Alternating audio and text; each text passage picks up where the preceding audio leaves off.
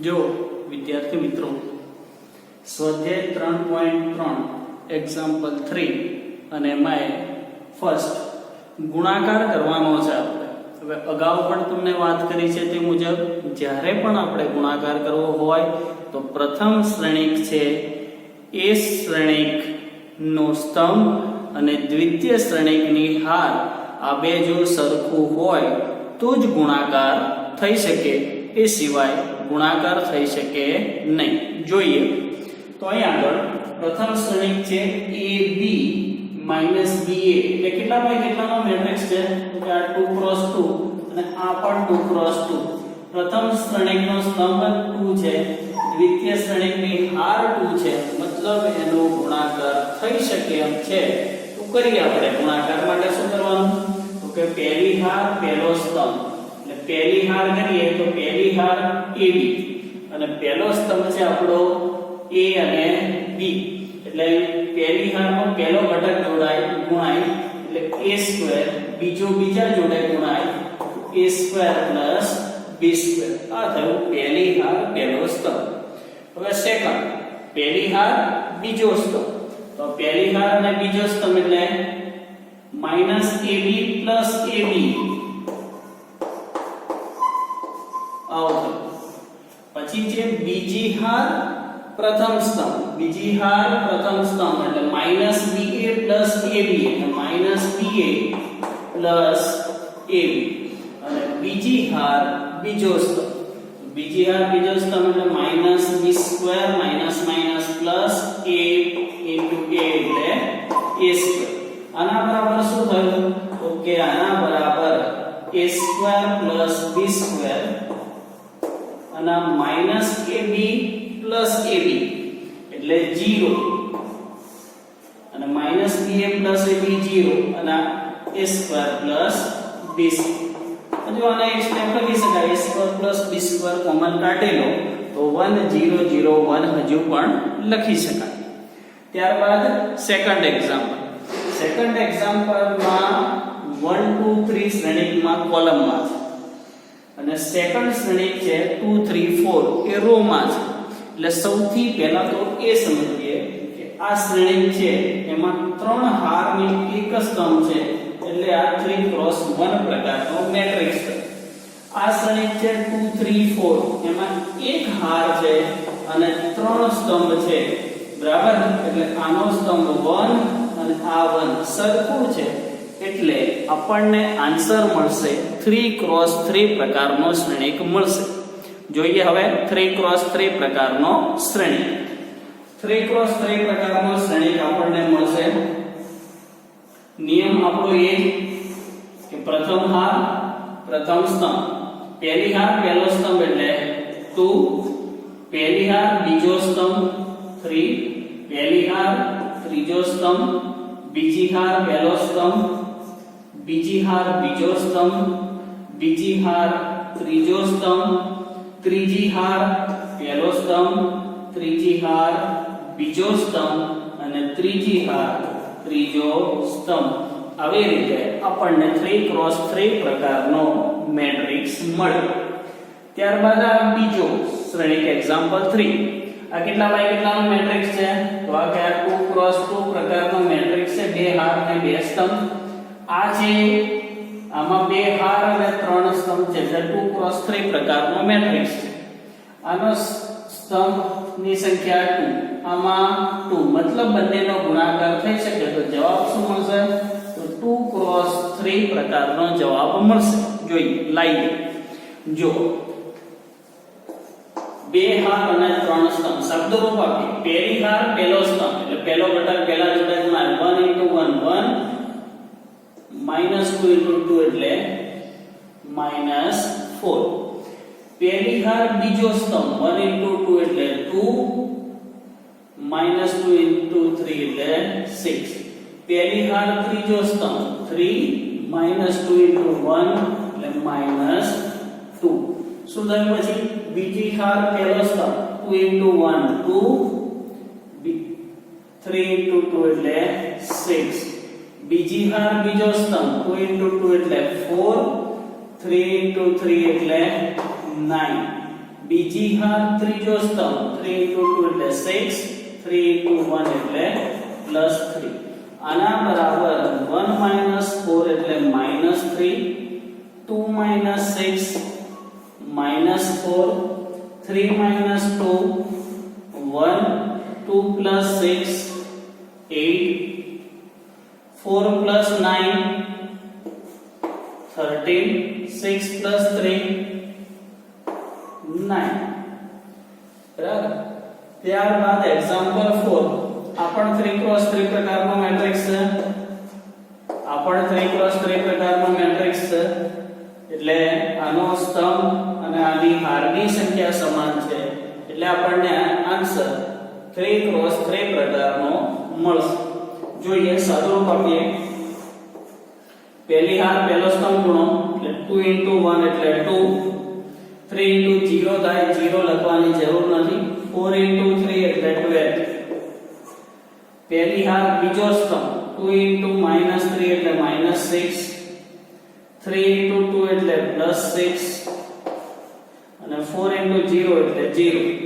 ફરી પહેલી હાર ત્રીજો સ્તંભ 5 into 2 એટલે 10, 3 into 4 એટલે 12, 4 into 5 એટલે 20.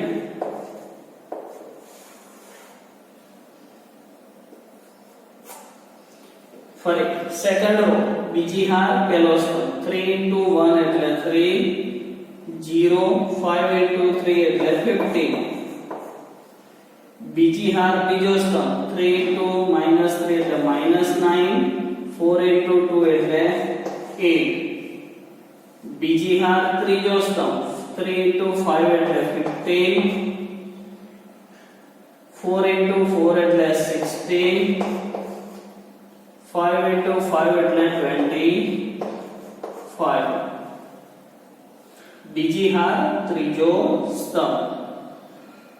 પછી ત્રીજી હાર પહેલો સ્તંભ 4 into 1 એટલે 4, 5 into 0 એટલે 0 એ લખવાની જરૂર નથી અને 6 into 3 એટલે 8. ત્રીજી હાર બીજો સ્તંભ 4 into -3 એટલે -12, 5 into 2 એટલે 10 અને 6 into 0 એટલે 0. ફરી ત્રીજી હાર ત્રીજો સ્તંભ 4 into 5 એટલે 20, 5 into 4 એટલે ફરી 20 અને 6 into 5 એટલે 30. હવે આનો સાદો રૂપ આપી દેવાનું.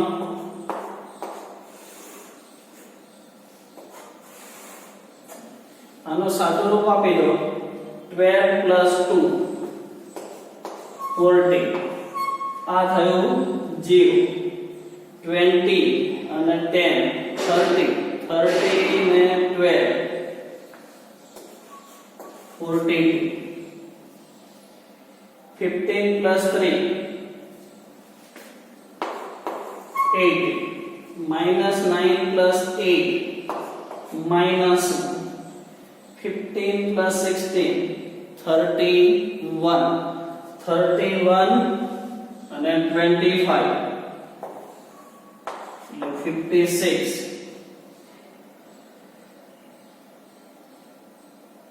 18 plus 4 22, 12 plus 10 -2, 40, 30 ને 20, 50 ને 20, 70. આ થઈ સારું. ફરી આ કેટલા બાય કેટલાનો મેટ્રિક્સ? તો 3 હાર છે, 2 સ્તંભ એટલે 3x2 પ્રકારનો મેટ્રિક્સ. આ 2x3 પ્રકારનો મેટ્રિક્સ. આ બે સરખું છે, મતલબ 3x3 પ્રકારનો આન્સર આપણને મળે. મેળવીએ આપણે. પહેલી હાર પહેલો સ્તંભ 2 into 1 2, 1 into -1 માઈનસ. પહેલી હાર બીજો સ્તંભ 0, 1 into 2 2. પહેલી હાર ત્રીજો સ્તંભ 2 into 1 2, 1 plus 1 2. આના બરાબર બીજી હાર પહેલો સ્તંભ 3 into 1 એટલે 3, -2 બીજી હાર બીજો સ્તંભ 0 2 into 2 એટલે 4 બીજી હાર ત્રીજો સ્તંભ 3 into 1 એટલે 3 2 into 1 એટલે 2 ત્રીજી હાર પહેલો સ્તંભ -1 into 1 એટલે -1 અને આ પણ માઈનસ ત્રીજી હાર બીજો સ્તંભ 0 1 into 2 એટલે 2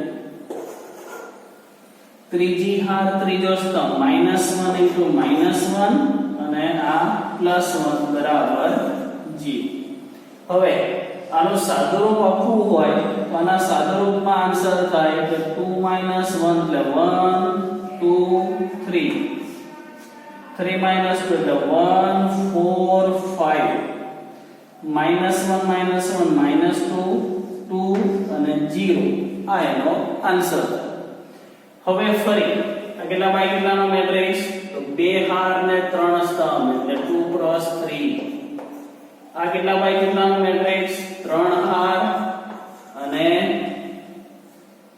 બે સ્તંભ 3 cross 2 એટલે આ 3 અને આ 3 સમાન છે તો 2 cross 2 આપણને આન્સર મળશે બે હાર અને બે સ્તંભ આપણને મળશે જોઈએ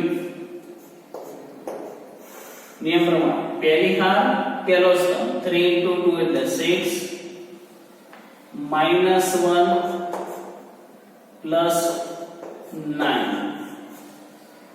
હવે પહેલી હાર બીજો સ્તંભ 3 into 3 એટલે -9 0 plus 3 બીજી હાર પહેલો સ્તંભ -1 into 2 એટલે -2 0 અને 2 into 3 એટલે 6 બીજી હાર બીજો સ્તંભ -3 into -1 એટલે +3 0 અને 2 plus 1 એટલે 2 આના બરાબર સદરૂપ આપી દઈએ તો શું થશે સદરૂપ આપીએ 9 plus 6 15 15 minus 1 14 minus 9 plus 3 minus 6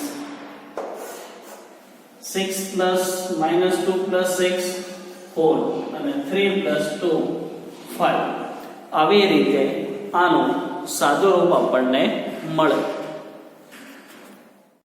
આગળનો એક્ઝામ્પલ 4 શ્રેણિક A બરાબર પ્રથમ હાર છે 1 2 -3 5 0 2 1 -1 શ્રેણિક B બરાબર 3 -1 2 4 2 5 2 0 3 અને C બરાબર 4 1 2 0 3 2 1 -2 3 હોય તો આપણે A plus B અને B minus C ની ગણતરી કરવાની છે એટલે સૌપ્રથમ A plus B અને B minus C શોધીશું વળી ચકાસો કે A plus B minus C is equal to A plus B minus C આવું આપણે સાબિત પણ કરીશું સાથે સાથે એટલે સૌપ્રથમ તો આપણે A plus B અને B minus C મેળવીએ જોઈએ A plus B એટલે અહીંયા આગળ લખીએ A plus B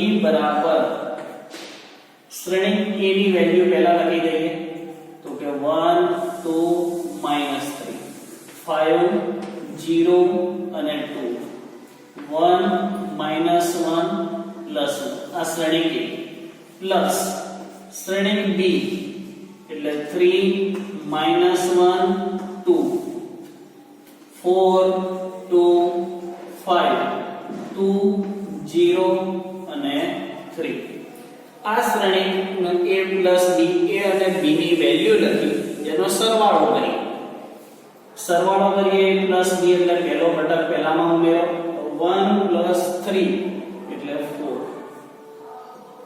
2 minus 1 એટલે 1 minus 3 plus 2 એટલે minus 1 5 plus 4 9 0 plus 2 2 2 plus 5 7 1 plus 2 3 minus 1 plus 0 minus 1 1 plus 3 4 આવી રીતે આપણને A plus B મળે ત્યારબાદ B minus C શોધીએ તો b - c શોધીએ તો b - c બરાબર પહેલા b ની વેલ્યુ લખવાની. b ની વેલ્યુ શું છે કે 3 - 1 અને 2 આ શ્રેણિક છે. 4 2 5 2 0 3 આ b ની વેલ્યુ માઈનસ c ની વેલ્યુ લખવાની છે આપણે શ્રેણિક c. શ્રેણિક c શું છે 4 1 અને 2 0 3 2 1 -2 અને 3 આ શ્રેણિક c ની વેલ્યુ છે. આમ b અને c ની વેલ્યુ લખ્યા બાદ વચ્ચે બાદબાકીનું ચિહ્ન છે એટલે બાદબાકી કરવાની. બાદબાકી કરીએ તો આના બરાબર થશે શ્રેણિકની અંદર 3 - 4 એટલે થશે -1.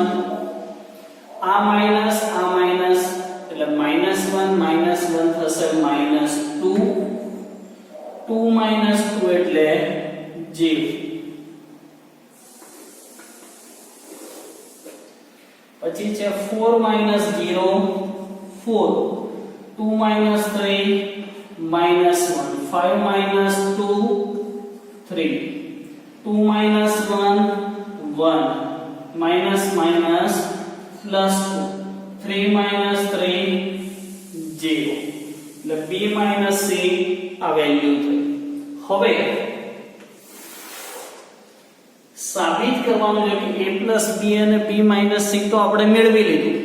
પછી આગળ સાબિત કરવાનું છે કે a plus b minus c is equal to a plus b minus c. એટલે આ જે બાજુ છે એને LHS કહીએ અને RHS કહીએ. તો LHS બરાબર RHS આપણે સાબિત કરવાનું છે.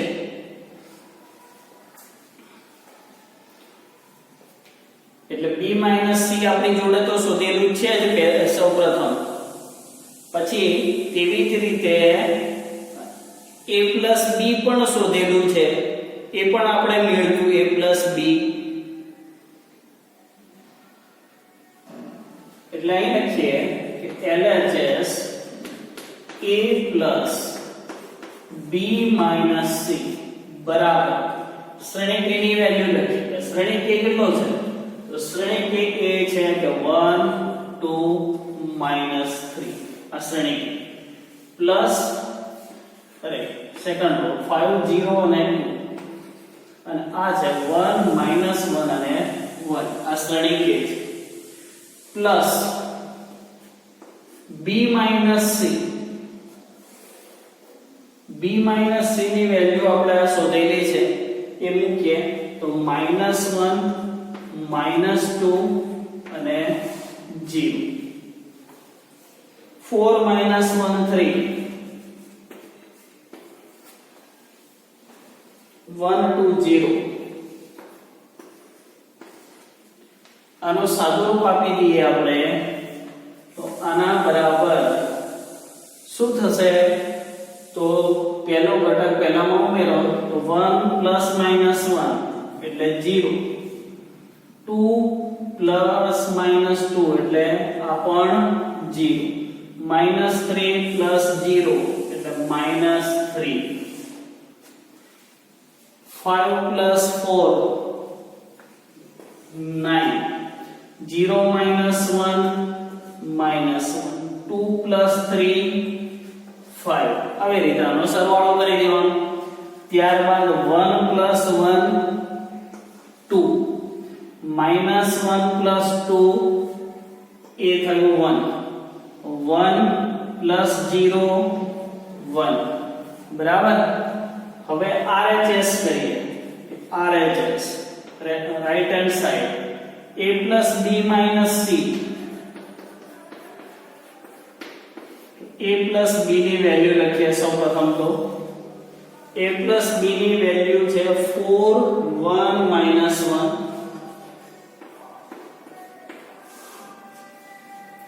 9 2 7 3 -1 4 માઈનસ c ની વેલ્યુ એટલે શ્રેણિક c લખીએ તો શ્રેણિક c આ રહ્યો 4 4 1 અને 2 આ શ્રેણિક C 0 3 2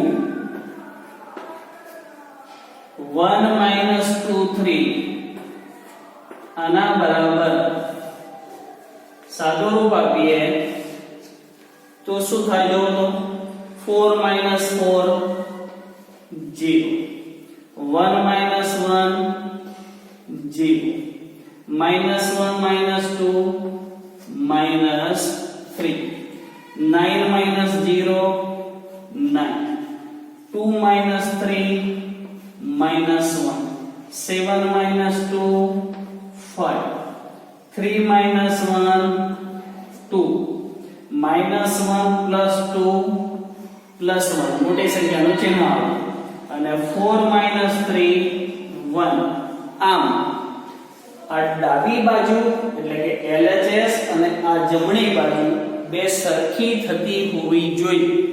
જો કોઈક જગ્યાએ કોઈક ઘટક એકાદ ઘટકમાં ભૂલ હોય તો આપણને સુધારવાની પણ એમાં તક મળે, કેમ કે સાબિત કરવાનું છે મતલબ LHS બરાબર RHS થવું જોઈએ. એટલે આ બંને સરખું થયું, બંનેના શ્રેણિક સરખાયા એટલે માટે લખી શકાય કે LHS બરાબર RHS. આમ આ રીતે આપણો એક્ઝામ્પલ 4 પૂરો થયો.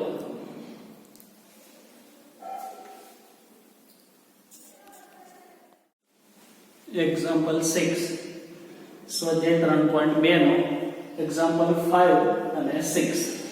5 માં શું કહે છે કે જો a બરાબર આ એક શ્રેણિક આપેલો છે, b બરાબર બીજો એક શ્રેણિક આપેલો છે, માટે 3a 5b ની ગણતરી કરો. હવે 3a 5b ની ગણતરી કરવી છે એટલે આ 3a આદેશ ગુણાકાર એટલે a જે છે એને 3 વડે ગુણવાનું અને b છે એ આખા શ્રેણિકને 5 વડે ગુણવાનો છે. એટલે અહીંયા પણ ગુણાકાર કરીએ આપણે તો 3a 5b is equal to આ જે શ્રેણિક છે આને 3 વડે ગુણીએ એટલે અહીં થઈ જાય 2, આને 3 વડે ગુણો એટલે અહીં થઈ જાય 3 અને આને 3 વડે ગુણો એટલે 5. અહીં 3 વડે ગુણો 1 2 અને અહીં આગળ વધે 4. અહીં 3 વડે ગુણો 7, 3 વડે ગુણો 6, 3 વડે ગુણો 2. આવી રીતે આ શ્રેણિક થઈ. વચ્ચે છે માઈનસ એટલે માઈનસ મૂક્યો આપણે. 5b એટલે આ b શ્રેણિક છે આને 5 વડે ગુણો અને 5 વડે ગુણો એટલે 5 5 કેન્સલ એટલે શું વધશે 2. 5 વડે ગુણો એટલે 3, 5 વડે ગુણો એટલે 5, 5 વડે ગુણો 1, 5 વડે ગુણો 2, 5 વડે ગુણો 4, અહીં 7, અહીં આગળ 6 અને અહીં આગળ થયું 2. હવે આનો સાદો રૂપ આપીએ આપણે તો શું થાય તો કે 2 - 2 એટલે 0, 3 - 3 એ પણ 0, 5 - 5 એ પણ 0. એટલે ટૂંકમાં બધા જ ઘટકોની વેલ્યુ શું મળે છે શૂન્ય મળે છે. આની ગણતરી કરો તો દરેક ઘટકોની વેલ્યુ શૂન્ય મળે છે. અને આવી રીતે પણ લખી શકાય કો 3x3 3 હાર અને 3 સ્તંભ છે તો તેને તેવી રીતે પણ લખી શકાય. એક્ઝામ્પલ 6 આમાં એવું કીધું છે કે સાદું રૂપ આપવાનું છે. શ્રેણિક શું છે તો કે અહીં cos θ, અહીં કૌંસમાં છે cos θ sin θ minus sin θ cos θ plus sin θ sin θ minus cos θ cos θ sin θ. સૌપ્રથમ તો આ cos θ છે અંદર ગુણી નાખીએ, આ sin θ છે એ અંદર ગુણી નાખીએ પહેલા. તો આના બરાબર સૌપ્રથમ શું થશે તો cos θ cos θ cos square θ. આ cos θ અંદર ગુણો એટલે sin θ તો હતા જ પહેલાથી into cos θ. આ cos θ અંદર ગુણો એટલે minus sin θ into cos θ. આ cos થીટા અંદર ગુણો એટલે cos સ્ક્વેર થીટા, આ પ્રથમ શ્રેણી પૂરું, પ્લસ સેકન્ડ આ sin થીટા અંદર ગુણી નાખો એટલે sin થીટા અને sin થીટા, તો થઈ ગયું sin સ્ક્વેર થીટા. આ sin થીટા અંદર ગુણી નાખો એટલે થાય minus sin theta into cos theta. આ પ્રકારનો શ્રેણી થઈ ગયો. હવે sin theta into cos theta,